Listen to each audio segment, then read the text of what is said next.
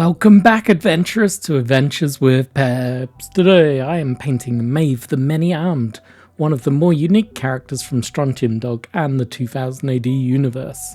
This miniature is of course from the Warlord Games Strontium Dog range, which of course is sadly discontinued now. I'm still bitter about this. I'm missing one pack. I need the one with Fly Eyes Wagner, so if you have a lead on that box set, please let me know. I would love to add it to the collection. But anyway, I can't resist painting mutant bounty hunters at the moment, and it seems like neither can you guys. And when I was holding a poll last week, when I got around to closing it, she drew with Johnny on a bike. So I painted Johnny on a bike, and I felt guilty. I felt guilty for picking him over Maeve, so I painted her as well. So you're getting back-to-back Strontium Dogs this week, which is pretty nice. I'm not going to lie, it's good to have this video done quite early on in the week. But as we get into the painting, you know me, I hate talking about how I paint stuff, so we're going to go over her lore. There isn't much about her when you consider she was only in 2 strips in total from the Doghouse. I believe it was called the Doghouse series. Tales from the Doghouse. Here we go. I've got my notes. She appeared in 2 different stories. One that involved sausages and one that involved rescuing a child. So, I don't know. Very unique character. She was created by the writer Hilary Robinson and artist Simon Jacob as part of a wave of fresh new Strontium Dog stories that were meant to expand the mutant bounty hunter roster beyond just Johnny, Alpha and Wolf. Now, I'm reading this from a collected set that came in Judge Dredd magazine 235, I believe, is where that came from. But I think originally they're from 1989 or thereabouts. Progs, I'm seeing this reference number, hopefully it's correct, but Progs 617 and 618. Now, I think that is probably just the first story. There was a second one which involved sausages, but I think the first one was back at 617 and 618. So if you're lucky enough to have the originals, drop me a comment below because I would love to know. These Doghouse stories were designed to flesh out the wider community of the agents, the so-called Strontium Dogs, showing just how varied and bizarre the mutant population could be. And she fit right in with her Celtic warrior queen vibes and, well, of course, the fact that she has a ton of arms. Right? Her style, she's basically trying to copy a legendary Irish queen who is in Slain.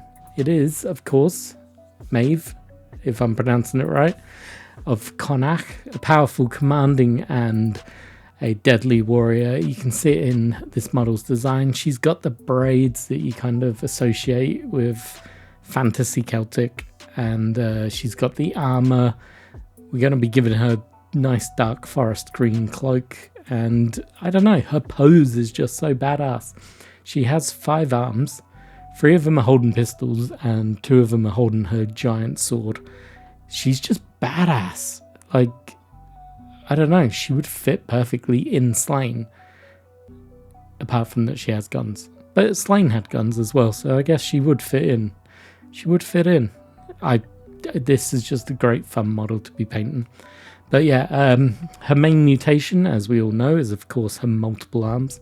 And depending on the artwork that I'm looking at, sometimes she has 4, sometimes she has 5. I think 5 is the correct number.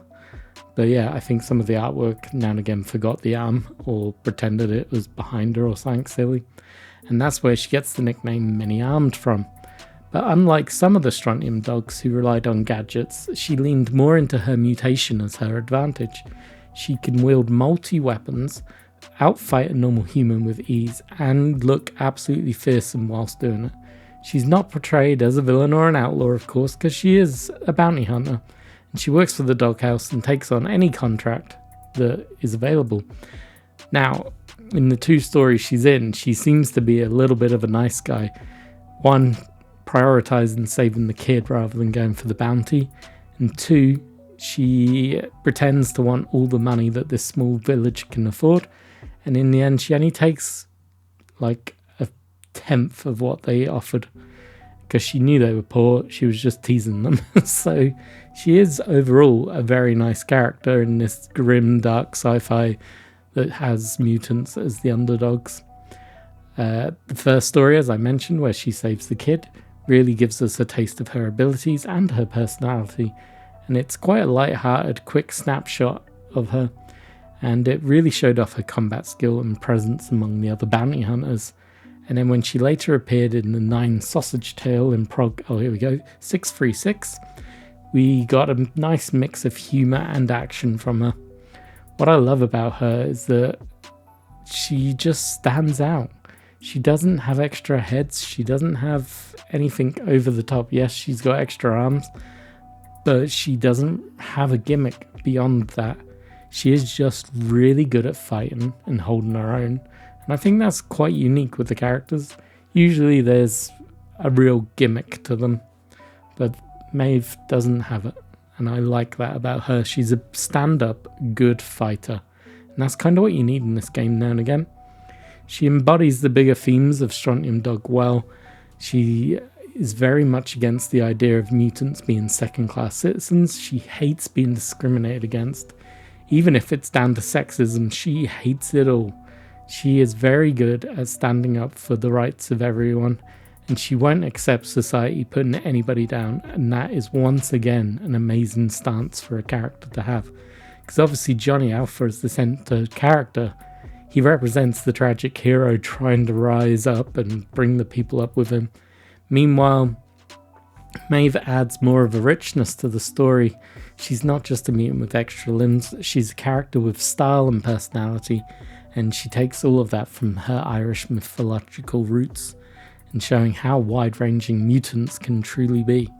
She's a reminder that mutants are diverse, and even within a system designed to marginalise them, individuals can definitely carve out their own identity and reputation. Which she has proven. She's only been in 2 stories and she has her own miniature, which is really impressive. On tabletop, she comes in the Search and Destroy Agents box set from Warlord Games, if you can find it. She comes obviously with her own character cards and stats and special rules that really play up to her unique combat skills. Miniature-wise, I'm really enjoying it. We've got a nice mix of leathers, bright green cloak, we've got flesh tones. There's a real nice mix on this model, which is really fun to paint up. And yeah, she's going to look great beside Johnny Alpha and Wolfstern Hammer and all the rest of the dogs once I've got them done. I look forward to actually trying her out on the table. So that's it. That's the Many-Armed, a warrior, a mutant bounty hunter, and one of the colourful cast members of Strontium Dogs. She may not have as many appearances as Alpha or Durham Red, but she leaves a very strong impression on the Strontium Dog community, especially when she's swinging all her weapons at once. So, there you go. Let me know what you think. Is there a mutant in Strontium Dogs that you would love to see? Doesn't have to have a miniature at this time. Just point me in their direction and maybe I can convert one up. That could be fun. But yeah, once again, thanks for joining me on this painting and lore session. I know time is short these days, so I really do appreciate you stopping by. Make sure you drop a subscribe, a like, say hello in the comments below. If you've made it this far, drop one of those muscly arms in the comment section and I'll pin it to the top. Try and get you some love from the channel. And until next time, keep painting, keep playing, and keep the adventure alive. And if you have time, take a photograph of it. Come over to Discord and share it with the community there. We want to see games. We want to see figures painted. We just want to have fun. So come join us. Boy.